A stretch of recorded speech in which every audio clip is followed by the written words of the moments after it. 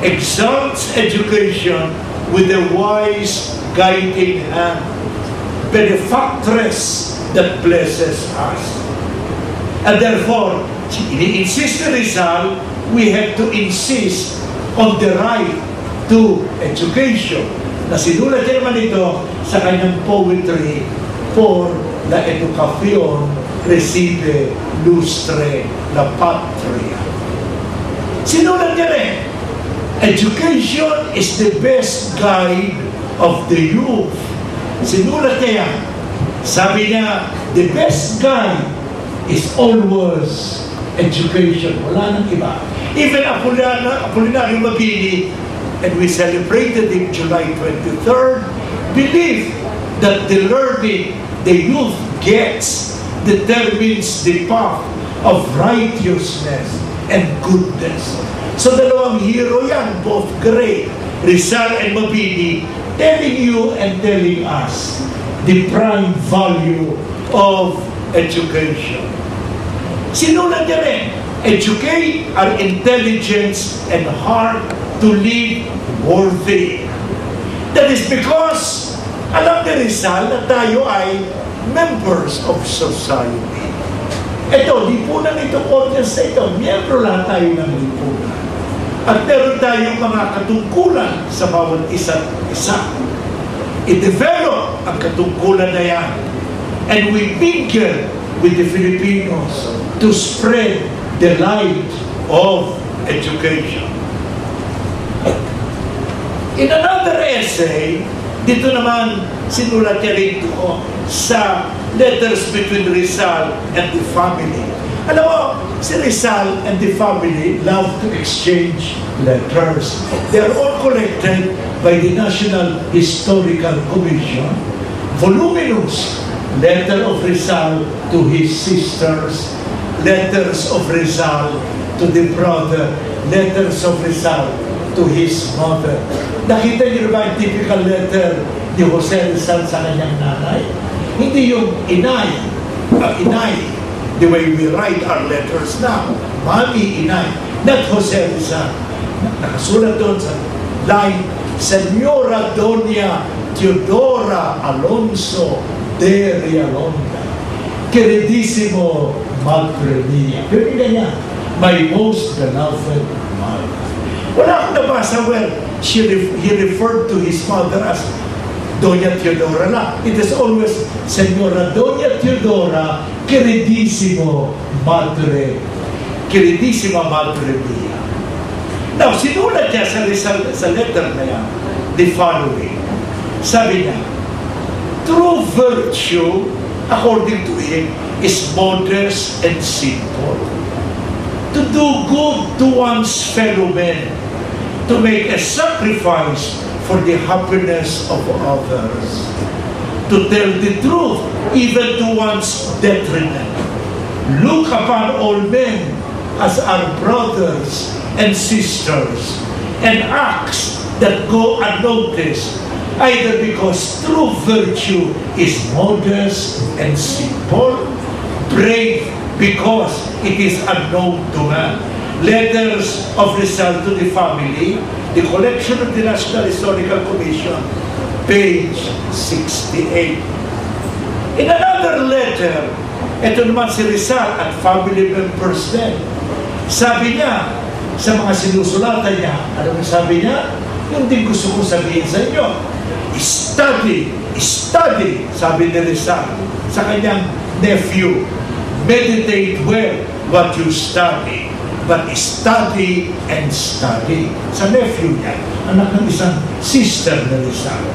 Now that you are still young, sabi niya, and you have time to learn, it is necessary that you study by reading, writing, and by reading attentively. Can I emphasize that? Bigyan ko ng diin yan. We do not only read, but we read attentively. It is enough to form the habits of study, and later everything will go by itself.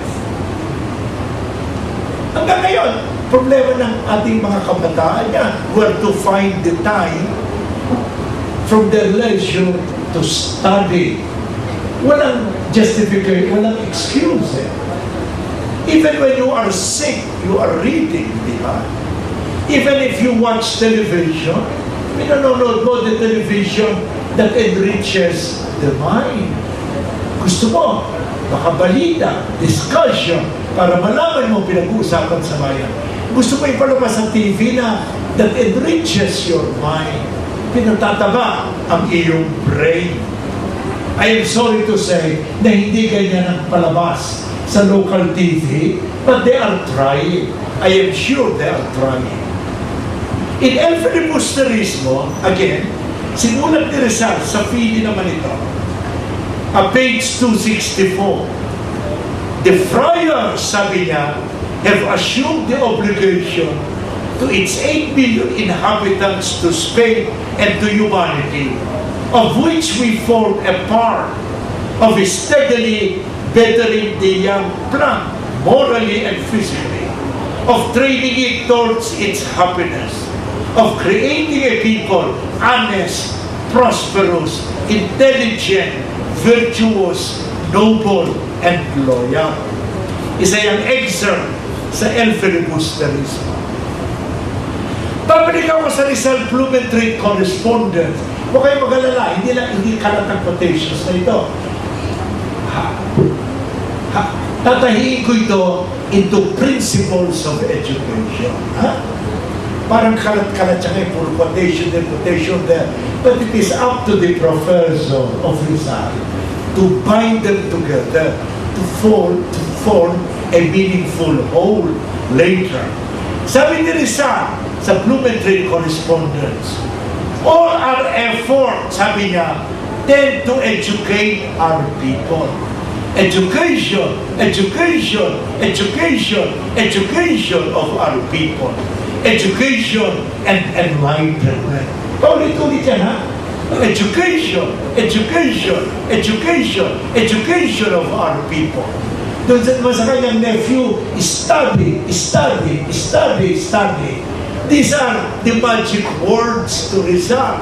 Study, study, education, education. Kata-kata ka ba? He emerged as the most highly educated of our national heroes and the greatest Filipino. Un Filipino de oro, mas puro, as I called him in one lecture. A Filipino gintong-ginto sa aralin.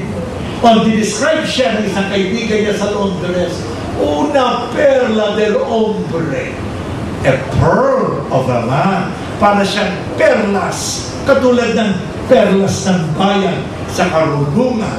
Education, duno, intelligence, brain power, intelligence, brain, intelligentsia, intellectual. Ito si Jose Protasio Rizal Mercado Alonso y Realonda.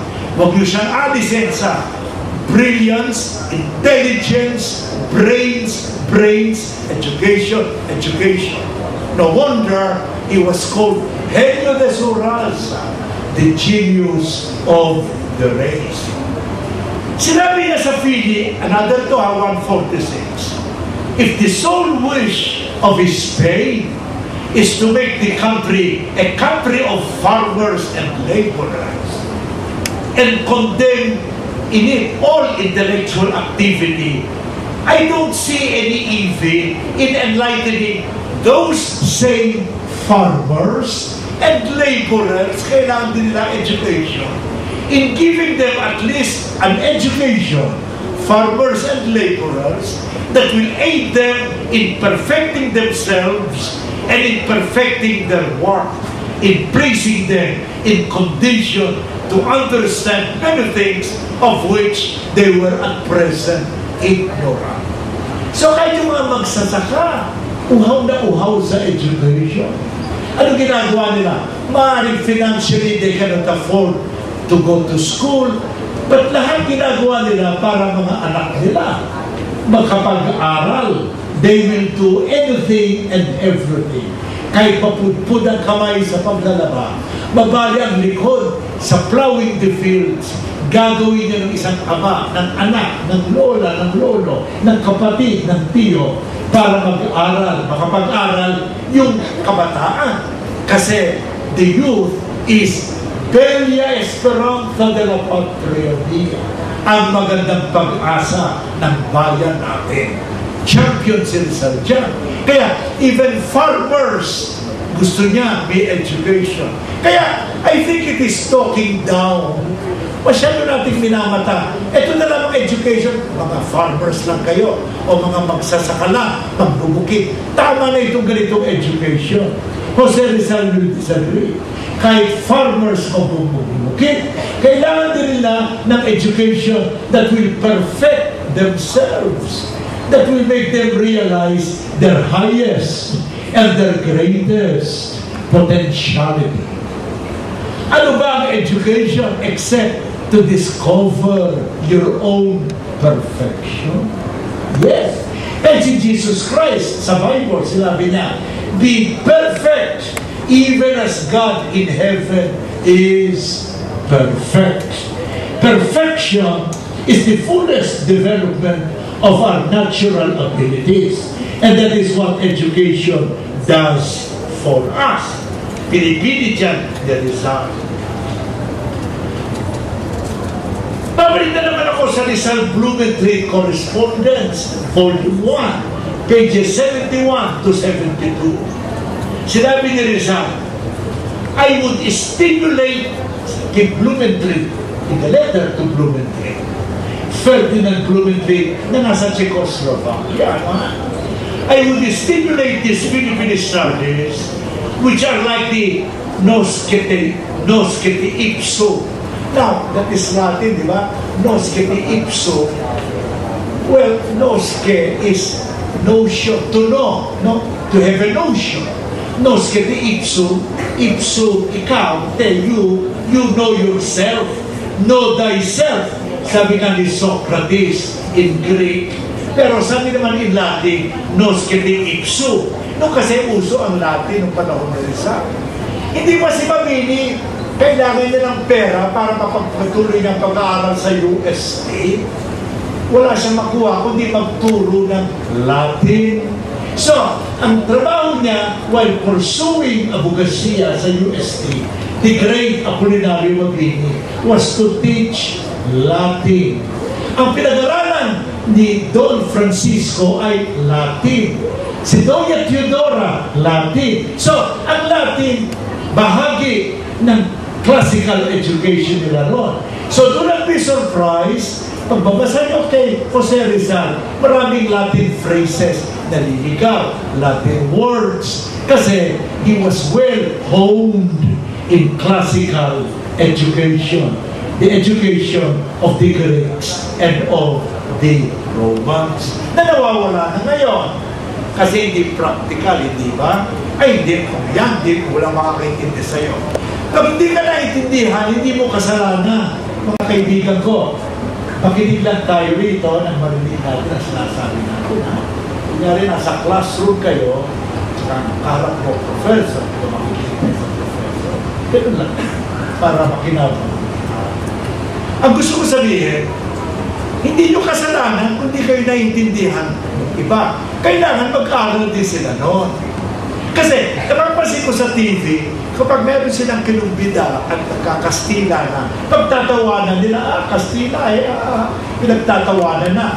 Ang pagtawanan sila, hindi nila naiintindihan yung sinasabi ng bisita nila. Hindi kasalanan nung sasalita sa Spanish na hindi siya marunong. Pero kung niyang pagtawanan, di ba sa TV, Kastila, ganyan, no? When in fact, they should study it. O para lang nakasira English, they should study it. Bakit si Rizal was aware of 22 languages? Hindi lang isa, dalawa, hindi lang tatlo, apat, hindi lang 5, 6, hindi lang 7, 8, hindi lang 10, 22, including Hebrew, Greek, and Latin. Ano pa si Rizal, di ba Filipino? Kung nagagawa ng Filipino niya, magagawa ninyong lahat. Ang kailangan lang, study, and study some more. Walang secret yan eh. Walang shortcut yan. We will have to sit down and study at malalaman din natin. Dahil kung nalaman ni Rizal, malalaman din nyo. Kung alam niyo Mabini, alam din nyo. Sabagat kapwa tayo Filipino. Diba? Lahat tayo nilikhang with equal abilities to learn and to study. Pakita ko sa inyo, ito naman, nung gumawa na siya ng eskwelahan sa Hong Kong, ano? Pinaplano ni Rizal magkaroon ng eskwelahan sa Hong Kong. At gumawa na siya ng curriculum. Di ba pinag-uusapan natin, Rizal as a teacher, Rizal as a maguguro, as maestro, as academician, as mentor, as tutor, as teacher, as sa Oxford at sa kanila, as Don. Pag now kang Don, you're a professor. Huh? Like the Oxford Dons in Oxford University. Divide niya into several categories ang subject, into several clusters. Halimbawa, sa Hong Kong ito, ha? Ito yung plano niya, talaga magtatayo siya ng eskwelahan. Under the category ng morals, ha? Makukuha ito sa punta kayo sa National Library. Babait ng librarian siya. Pagkitin yung pangalan ko, I used to be a member of that, by the way, the National Historical Commission. Miyembro ako yan from November 2008 hanggang nagbago ng administration. Alam niyo naman dito, binabago lahat. Tanggal lahat, diba? Okay lang sa akin yan, hindi naman kailangan yan kasi I'm a professor in a university. Basically, wala nga sweldo riyan, alam niyo ba dyan? Kundi allowance pag meron kami meeting. Kapag rin sa National Museum, miyembro rin ako rin dyan, no? Diyan, meron kaming allowance. That means, pag kumakain kami, may food allowance. Pero walang sweldo dyan. Nag-aboard pa ka. Hindi yan kawawa ng inoccupy ng iba. Pero ayaw mo nang bagitin niya. Let God be the judge of that. There is a God who does not sleep. Hindi natutulog ang Panginoon. Alam niya ang record ni Professor Jose David Lapus, even when he was the presidential advisor on international relations and foreign policy for so long. Sa kategory ng morals, dyan na rin niya nilagay ang religion, natural law, civil law, hygiene, at saka deportment, how we carry ourselves.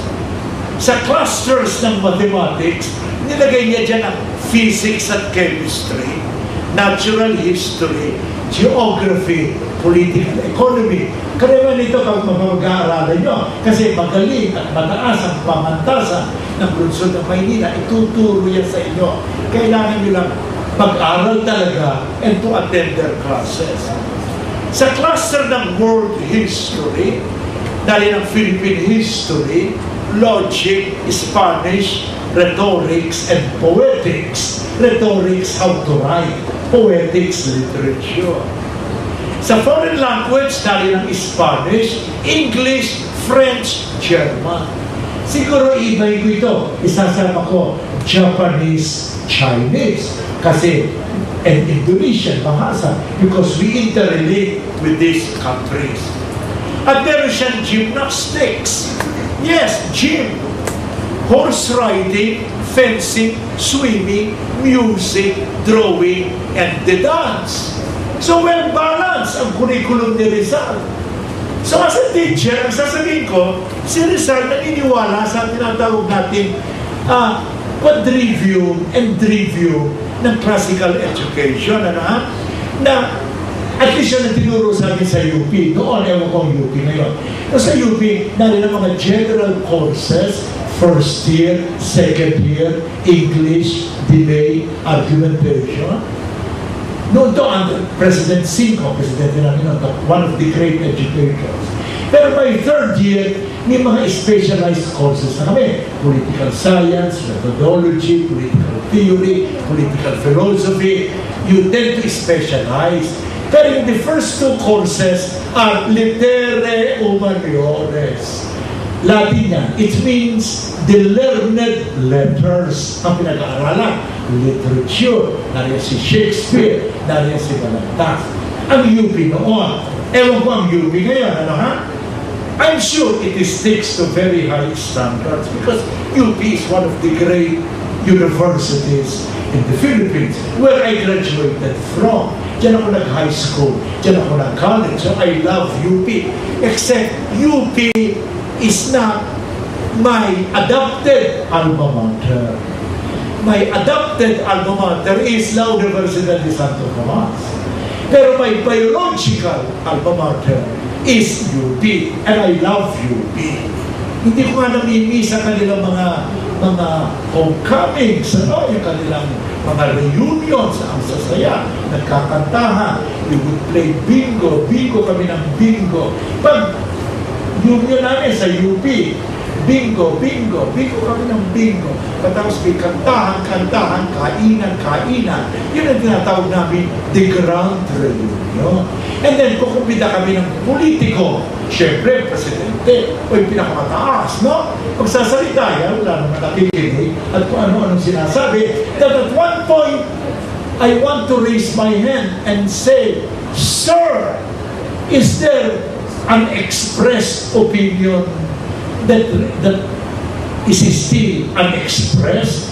Do we have any other unexpressed opinion that you have not yet expressed? Kasi ito opinion sinasabi niya. Pero UP alone na yan. Sa UST, ang reunion namin dyan, seminar convocations, no? Mga on-to-basic, learned seminars, learned papers are presented. We had one, May 23rd, 300, 400 scholars from Latin America, from USA, from Asia nagsidate to read papers. I was one of them, and it will soon be published by ACTA Publication. Wala kaming bingo, dahil walang sino panahon mag-bingo. Sa UP, may panahon sila niya, dahil kundi bingo, may katuwaan sila. Of course, entitled sila sa katuwaan, kaya nga ako kami. But I long for the UP of Dr. Vicente Cinco. I long for the UP of Don Rafael Palma. I long for the UP of Villamo. Namely, that the curriculum should be designed to discipline the mind and evoke the creative powers of the individual. But it should also include studies which build up moral and ethical character. To Rizal, this is important. Plus physical exercises and recreational activities. Kasi naman, wala yan one-dimensional ang tao. Ang tao should be fully integrated. There is time to study and there is time to have fun. There is time to be serious and there is time to be light-hearted. May problema ka if you confuse one with the other. If you do not maintain the time limit. Ibabudget ko talaga for a disciplined mind. Rizal had a burning desire to strengthen his people and their destiny, their fortune in many ways. One of the most important of the methods of achieving such results was to educate them for better agriculture and for commerce, for marketing, for trade, for industry. Therefore, Rizal placed considerable emphasis on vocational subjects. Importante kay Rizal ang vocational courses.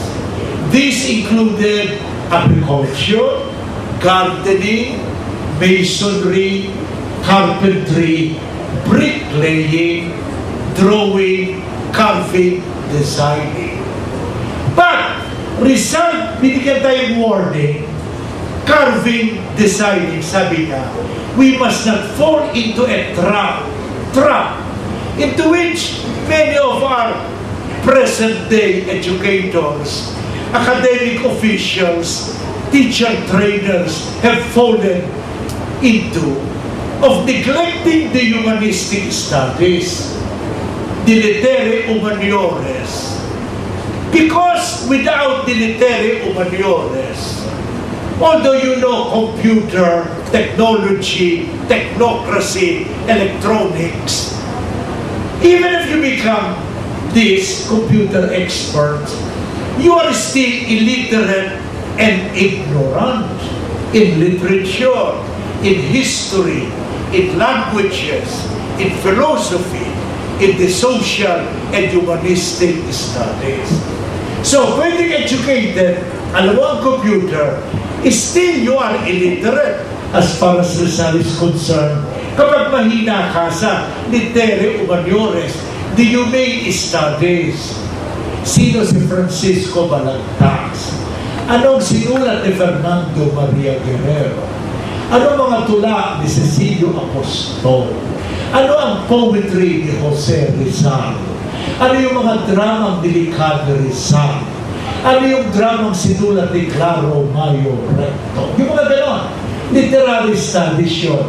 Na kailangan natin as Filipinos to be fully integrated.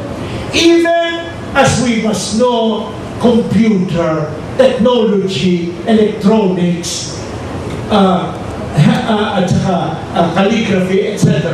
Kasi kailangan yun sa livelihood, di ba? Means of livelihood.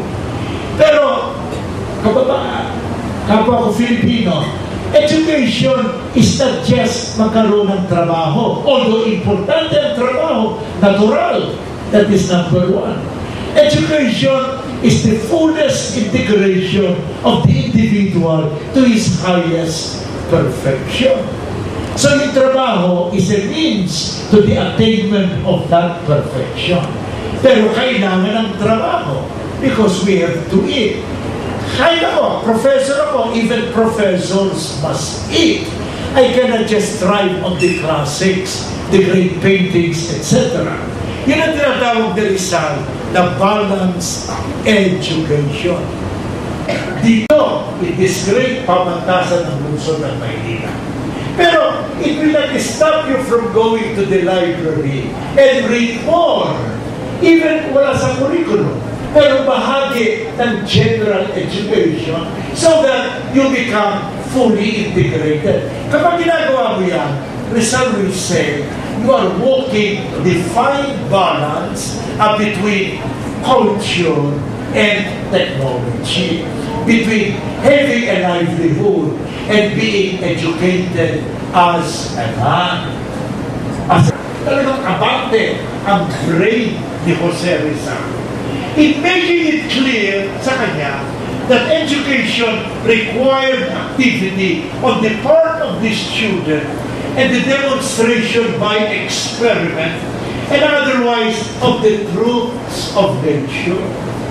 Di ba ginawa niya ito sa Davitan?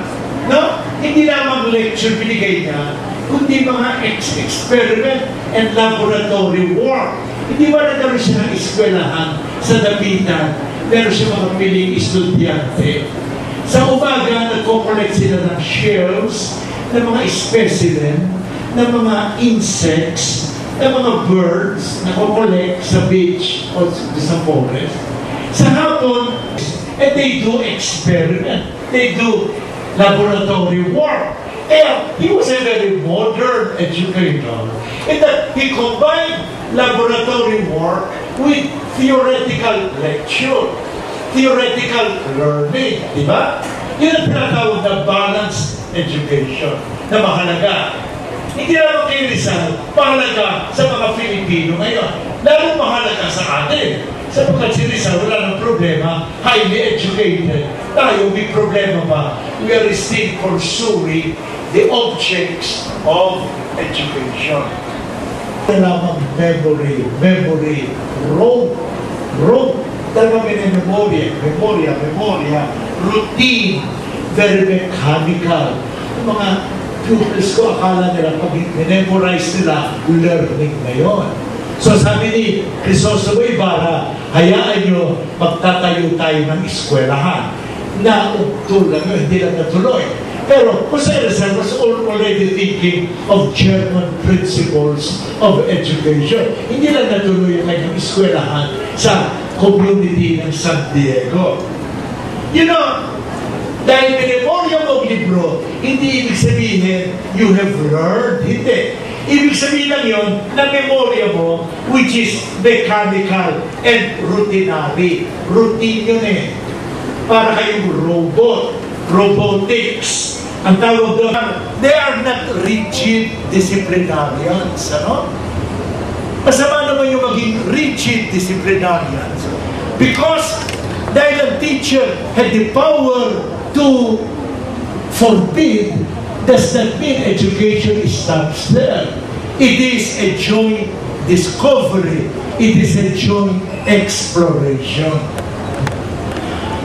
Now, itong mga sinabi ni Rizal na ito, sa kanyang mga observations, nakita nyo na sa kanya ang talents, aptitude, capabilities ng bawat Filipino ay tinatap. Talagang ini-stimulate mo ang kanilang mga talents. Hindi mo sinusumpo kahit hindi ka sang-ayon sa kanyang talent. Hayaan mong bumuka parang chrysalis, parang metamorphosis yung talent ng tao. Hindi sinusumpo, ine-encourage, hindi kinakantsuan, kundi ini-stimulate. Yun ang opinion. And that is the opinion of modern educators. Kasi, ang estudyante, meron silang mga self-respect na kailangan igalang natin bilang guro. Yung self-respect na yun, nawawala. Kung minuto, imbis na turuan, sila hindi tinuturuan, kundi sinasabi mga mockery, mga satire, na hindi tayo nagbibigay ng reward, kundi puro punishment. Dapat medals for an achievement kailangan. No wonder si Rizal, napakadaming medals, napakadaming achievements, marami kang diploma, marami kang certificates that attest to your achievement, and therefore, you become more of an achiever. Yun ang gusto sabihin ni Jose Rizal. We must master. Sabi ni Rizal as a teacher, we must always master the structure of knowledge. And how mobilize that knowledge to our purposes and to our motives. Excitement, stimulation. I hope I excite you. I don't think so because so many are leaving. That's okay, that is your freedom. No? Kalayaan yun. Okay na sa akin. But I hope I'm trying to excite. I'm trying to stimulate. No? Siguro I am not succeeding, kaya maraming umaalis ng hall. Okay lang sa akin yan. That is the freedom to live. No? Pero I like to believe in all my lectures abroad that I have that little secret. I can stimulate an audience. I can stimulate them to distract